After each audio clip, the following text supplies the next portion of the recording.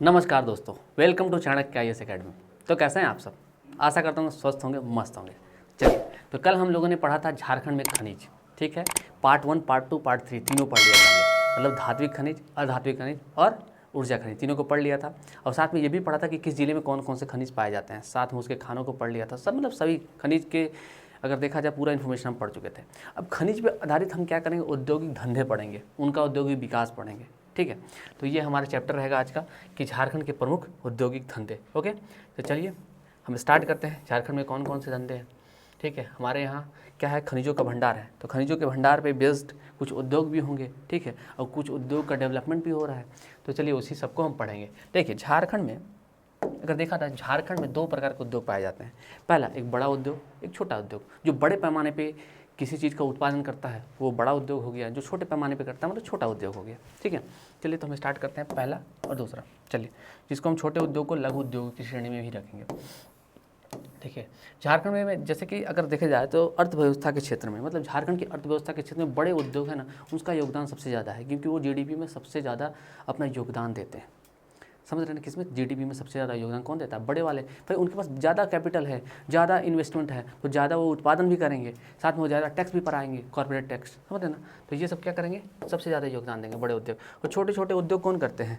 जो छोटे लेवल के लोग हैं, जैसे कि जिसकी आमदनी कम है, जिनका कैपिटल कम है, ठीक है, वो छोटे छोटे फैक्ट्री लगा लगा के धीरे धीरे उसको बढ़ाने की कोशिश कर रहे हैं, ठीक है। जैसे कोई देखा जाए तो छोटे उद्योग में आपका देखा जाए तो ज़्यादा जंगलों पर आधारित उद्योग हो जाएंगे, कृषि पर आधारित उद्योग हो जाएंगे, जो छोटे लेवल पे चल रहे हैं, जो यहाँ के स्थानीय लोगों के द्वारा किया जा रहा है, ठीक ना। तो छोटे लोगों का बहुत थोड़ा मतलब ज़्यादा वो लोगों का भागीदारी नहीं है, मगर बड़े उद्योगों का सबसे ज़्यादा भागीदारी है, ठीक है। तो बड़े उद्योगों की श्रेणी में हम आज पढ़ेंगे Tata iron and steel company, जिसको हम टिस्को के नाम से जानते हैं, ठीक है। टिस्को का नाम तो दुनिया में सब कुछ सुने होंगे, आप भी सुनेंगे, हम भी सुने, और पूरे विश्व में इनका ढिंढोरा पीटा जाता है, ठीक है, टाटा का, ठीक है। तो आज हम पढ़ेंगे टिस्को के बारे में। यह भारत का सबसे बड़ा लोहा इस्पात कारखाना है। क्या है? लोह इस्पात कारखाना, मतलब लोहा एंड आयरन कारखाना है, ठीक है। इसकी स्थापना कहाँ की गई है? तो पूर्वी सिंहभूम के साक्षी नामक गाँव में हुई थी। कहाँ? तो पूर्वी सिंहभूम में एक साक्षी नामक गाँव है, वहाँ पे इसकी स्थापना हुई थी। और ये साक्षी नामक गाँव किस नदी के किनारे है? तो ये नदी है स्वर्णरेखा और खरगई नदी, ठीक है। वो नदी के किनारे साक्षी नामक गाँव है, और वहीं पे क्या हुआ था, टाटा स्टील कंपनी की नींव रखी गई थी। और ये इसकी स्थापना का विचार देखिए, विचार किसके पास था? तो जमशेदजी नौसवान जी टाटा किए थे, ठीक है। लेकिन इनका देहांत होने के बाद ये जो इसका पूरा इंफ्रास्ट्रक्चर बनाने का कार्य किसने किया था? तो जमशेदजी टाटा किए थे, ठीक है। तो वास्तविक संस्थापक के रूप में हम जमशेदजी टाटा को जानते हैं, जिन्होंने 1907 में टिस्को की स्थापना की। कब? तो 1907 में। 1907 में करने के बाद 1911 में यहाँ पे लौह इस्पात का उत्पादन स्टार्ट हो गया। कब? तो 1911, याद रखिएगा, 1911 में यहाँ लौह इस्पात का उत्पादन स्टार्ट हो गया। और 1914 से यहाँ लौह अयस्क का और यहाँ लौह इस्पात का, मतलब यहाँ पे आयरन का उत्पादन होने लगा। और 1914 में देखा जाए तो स्टील का उत्पादन होने लगा। समझ रहे? अब देखिए, पहले जो देखिए यहाँ पे सब वही चीज़ लिखी हुई है। देखिए, पहले जो साक्षी नामक गाँव था वो साक्षी नामक के नाम से जाना जाता था, लेकिन जब से यहाँ पे टाटा का जो प्लांट लगा है, ठीक है, वो जो स्थान है वो टाटा के नाम से जाने लगा है, ठीक है। जमशेद जी के नाम से उस स्थान का नाम क्या हो गया? जमशेदपुर, या फिर उसे टाटा नगर के रूप में जाना जाता है, ठीक है। इसकी स्थापना मैंने बता ही दिया था 1907 में हुई थी, जिसमें का लोह उत्पादन 1911 में, और ये देखिए इस्पात का उत्पादन कितने में? तो 1914 में हो गया था, ठीक है। मगर 2005 में देखिए, 2005 में क्या हुआ? टिस्को का नाम ही चेंज कर दिया गया। टिस्को का नाम चेंज करके क्या रखा गया? टाटा स्टील। क्या है? टाटा स्टील नाम कर दिया गया, ठीक है। सर अब बोलेंगे सर बंद तो गया है, पर यहाँ होता क्या है बोले, ये तो बता दीजिए। तो देखिए यहाँ पे क्या बनेगा, यहाँ पे स्टील से रिलेटेड जितने भी इक्विपमेंट है सारे चीज़ बनते हैं। जैसे एंगल हो गया, जैसे ट्रक हो गया, रेलवे वैगन हो गया, बॉयलर हो गया, गाड़ियाँ का चेचिस हो गया, मतलब सारी चीज़ें, एंगल हो गया ना, जितने भी काम होते हैं इस्पात के कारखाने के, सारे जो इक्विपमेंट है सब यहाँ टिस्को में बनाए जाते हैं। ओके, अब देख लीजिए, छड़ वड़ सब बताए जाते हैं। आप देखेंगे कि आपके घर में भी टाटा का छड़ लगा होगा, ठीक है। अब बुर्ज खलीफा का नाम जानते हैं? बुर्ज खलीफा में जो स्टील यूज़ हुआ है ना, वो टाटा दिया। कौन दिया? टाटा का स्टील यूज़ हुआ है। समझ रहे हैं आप टाटा कितनी बड़ी कंपनी है? चलिए, और अभी टाटा के डायरेक्टर कौन है बताइए? तो रतन जी टाटा, ठीक है। वो बहुत प्रतिष्ठित आदमी है, और शायद उनके ऐसा आदमी है वो जिनके एक भी हेटर नहीं है, ठीक है, सारी दुनिया उनको प्यार करती है। उनको इतने पुरस्कारों से नवाजा जा चुका है कि मैं बयान नहीं कर सकता हूँ। अगर आप उनका मतलब विकिपीडिया खोल के देखिएगा ना तो उसमें बस पुरस्कार ही पुरस्कार है, और उनके देश के विकास के योगदान में बहुत ज़्यादा मतलब कंट्रीब्यूशन है, ठीक है, तो याद रखिएगा। अब देखिए टिस्को कंपनी है। टिस्को कंपनी में भाई कच्चा माल की मतलब कच्चा माल की प्राप्ति कहाँ से होती है, तो नोवा मुंडी की खान से हो जाती है। आप देख रहे हैं ना, ये देखिए मैं आपको डायग्राम के थ्रू बताता हूँ। ये अपने झारखंड है, यहाँ पे हमारा टाटा स्टील है जमशेदपुर, ठीक है। अब यहाँ बोल रहा है कि लोहे की जो लो है इसके कच्चे माल की प्राप्ति है, जिसको कास्ट आयरन बोलते हैं, ठीक है, कास्ट आयरन, इसकी प्राप्ति इसे कहाँ से होगी, तो ये जो हमारा इलाका है मैंने आपको बताया था, यहाँ लो अयस्क ज़्यादा मात्रा में पाए जाते हैं। यहाँ पे क्या है, नोवा मुंडी की खान है, कीरीबुरी है, चिड़िया है, गोवा है, ये खाने हैं। तो ये यहाँ से नज़दीक पड़ा कि नहीं, तो कच्चा माल का अगर देखा जाए प्राप्ति कहाँ से हो जाएगा, बहुत नज़दीक से, मतलब पूर्वी सीबू से हो जाएगा। मतलब नोवा मुंडी, गोवा, मतलब ये बादाम पहाड़ी और मयूरभंज इस इलाके में पड़ता है, मयूरभंज, ठीक है। तो मयूरभंज के इलाके से भी इनको मिल जाता है, ठीक है। अब देखिए कोयले की आपूर्ति, अब कोयला कहाँ से आएगा, तो अपने यहाँ है ना यार बोकारो, ये धनबाद का झरिया क्षेत्र, ये भी ज़्यादा दूर थोड़े है, तो यहाँ से अपन कोयला ले आते हैं, ठीक है। कोयले की आपूर्ति झरिया की खान से और रानीगंज बंगाल से, रानीगंज यहाँ पे है, तो रानीगंज बंगाल से भी अपन लेके आ जाते हैं, ओके। मैग्नीशियम क्रोमाइट कहाँ मिल जाएगा, तो चाईबासा खान ही जस्ट बगल में ही है, चाईबासा से मिल जाता है।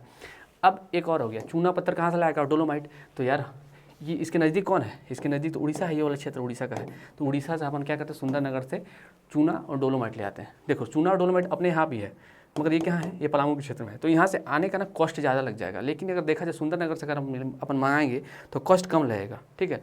तो यहीं से हम लोग क्या करते हैं, उड़ीसा से इसे उठा लेते हैं, ठीक है। तो आप समझ गए। और जल की आपूर्ति कहाँ से हो जाती है, जल की आपूर्ति देखिए स्वर्ण रेखा और खरकई नदी से हो जाती है, क्योंकि ये दोनों के संगम पे स्थिति है, ठीक है। तो इसको आप समझ गए। अब देखिए 1948 में टाटा मोटर्स के द्वारा Tata engineering and locomotive company Telco की स्थापना की गई। जो आप सुन रहे हैं ना गाड़ियों का, टाटा का गाड़ी आता है, टाटा का ट्रक आता है, टाटा का ट्रक सबसे ज़्यादा कहाँ बनता है, जमशेदपुर बनता है। तो ये किसके द्वारा बनाया जाता है, टेल्को के द्वारा बनाया जाता है।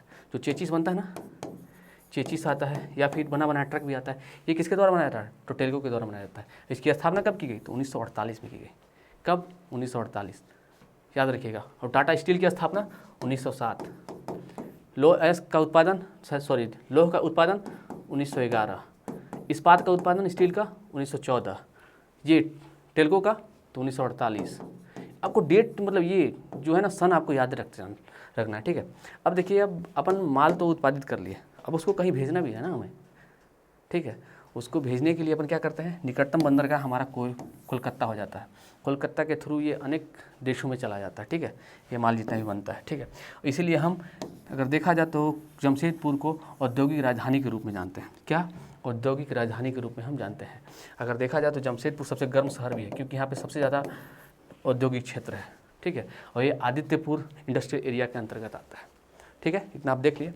तो आप देख लिए, क्या देखें, आप टिस्को की कंपनी के बारे में पूरा देख लिए। अब देखिए सेकंड वाला अपने यहाँ क्या है, अपने यहाँ दो ही प्रमुख स्टील उत्पादन प्लांट है। पहला हो गया टिस्को, दूसरा होगा बोकारो स्टील प्लांट, ठीक है। तो अब हम बोकारो स्टील प्लांट के बारे में पढ़ेंगे, ठीक है। बोकारो स्टील प्लांट की स्थापना 1964 में हुई। किसके द्वारा हुई, तो भारतीय इस्पात प्राधिकरण और सोवियत संघ जो रसिया है अभी, उसके सहायता से हुई थी, ओके। और ये कब हुई थी, तो तृतीय पंचवर्षीय योजना में हुई थी। तो आपको याद रखना है कि इसकी स्थापना कब हुई, ठीक है, इसकी स्थापना कब हुई, किस पंचवर्षीय योजना में हुई और किसके सहयोग से हुई। तो तीनों चीज़ आपको यहाँ मिल जाएगा। 64 में स्थापना किसकी सहायता से, तो भारतीय इस्पात प्राधिकरण और सोवियत संघ की स्थापना मतलब सहयोग से, और देखा जाए तो तृतीय पंचवर्षीय योजना में, ओके। अब देखिए यह झारखंड का दूसरा लौह इस्पात उद्योग है। झारखंड का सबसे बड़ा दूसरा लौह इस्पात उद्योग है, और ये बोकारो के माराफारी नामक स्थान पर स्थित है, जो कहाँ है, गरगा डैम और तेनूघाट डैम के निकट है। कहाँ है, तो गरगा डैम और तेनूघाट डैम के निकट है। किस स्थान पर, तो माराफारी स्थान पे। अगर देखा जाए तो भारत का पहला स्वदेशी, इसको आप याद रखिएगा, स्वदेशी संयंत्र है एवं देश का चौथा बड़ा लौह इस्पात संयंत्र है। पहला क्या है जी, स्वदेशी स्टील संयंत्र है, और देश का चौथा सबसे बड़ा लौह इस्पात संयंत्र है। यह स्टील अथॉरिटी ऑफ इंडिया के अधीन कार्य करता है। अब ये पूछ दिया जाए इसका सेल की स्थापना कब हुई थी, तो सेल की स्थापना 1973 में हुई थी और 74 में ये क्या हो गया, ये बोकारो स्टील प्लांट इसके अंतर्गत आ गया था, इसके अधीन आ गया था। तो इसे आप याद रखिएगा, ठीक है। अब देखिए यहाँ पे इसका उत्पादन कब से स्टार्ट हुआ। अब देखिए 1964 से में इसकी स्थापना हुई, तो इसका जो पहला था आग की भट्टी 1962 में लगी, सॉरी इसको हटा देगा, और 1962 से ही उत्पादन भी स्टार्ट हो गया लोह इस्पात का। कब से, तो 1972 से, सॉरी 62 बोल रहा हूँ, 1972 से ही इसका उत्पादन स्टार्ट हो गया। 64 में इसकी स्थापना हुई और 1972 में इसका उत्पादन स्टार्ट हो गया। उत्पादन में क्या करता है ये, क्या बनाता है, कुछ तो बनाता होगा ना, इतना बड़ा प्लांट है। तो देखिए fish plate, girder, angle pipe, छड़, चादर, जितनी भी इस्पात की चीज़ें हैं सारा मैन्युफैक्चरिंग करता है बोकारो स्टील प्लांट। ओके, अब भाई इस संयंत्र को चलाने के लिए कच्चा माल भी चाहिए। कहाँ से आएगा कच्चा माल, तो ये देखिए कच्चा माल कहाँ से आएगा, ध्यान देखिएगा। लो एस की प्राप्ति कोंझोर की खान और किरीबुरू से हो जाती है। कहाँ, तो कोंझोर की खान और किरीबुरू से हो जाती है। कोयला, देखिए मैं अब डायग्राम बनाऊंगा ना, मस्त आपको समझ में आएगा। ये झारखंड हो गया, ठीक है। बोलता कोयला, देखिए यहाँ पे है बोकारो, ठीक है। अब बोलेगा कोयला कहाँ से लाऊंगा, तो कोयला यहाँ पे झरिया है, झरिया से आ जाएगा, बस नज़दीक में झरिया। पलामू से आपका, ये देखिए यहाँ पलामू का क्षेत्र है, पलामू के क्षेत्र से यहाँ से आपका चूना पत्थर आ जाएगा, या फिर मध्य प्रदेश से, मध्य प्रदेश आसपास है, देखिए गढ़वा के इलाके से अगर क्रॉस कर दिया जाए, सॉरी इस इलाके से, तो मध्य प्रदेश वाला इलाका आ जाता है, ठीक है। तो यहाँ से आपका क्या आ जाता है, तो चूना पत्थर आ जाता है। और जल, देखिए किसी भी उद्योग को चलाने के लिए जल चाहिए, मतलब पानी चाहिए, ठीक है। तो पानी कहाँ से और बिजली कहाँ से मिलता है उनको, तो डीवीसी प्रोजेक्ट से, मतलब दामोदर वैली जो प्रोजेक्ट है उसके द्वारा इन्हें विद्युत भी मिल जाता है और जल भी मिल जाता है, ठीक है। इस दोनों को आप समझ गए। तो देखिए लो एस का कहाँ से मिलता है, कोंझोर की खान से, और कोयला झरिया खान से, चूना पत्थर पलामू मध्य प्रदेश से, और जल और विद्युत कहाँ, डीवीसी के प्रोजेक्ट से। ओके।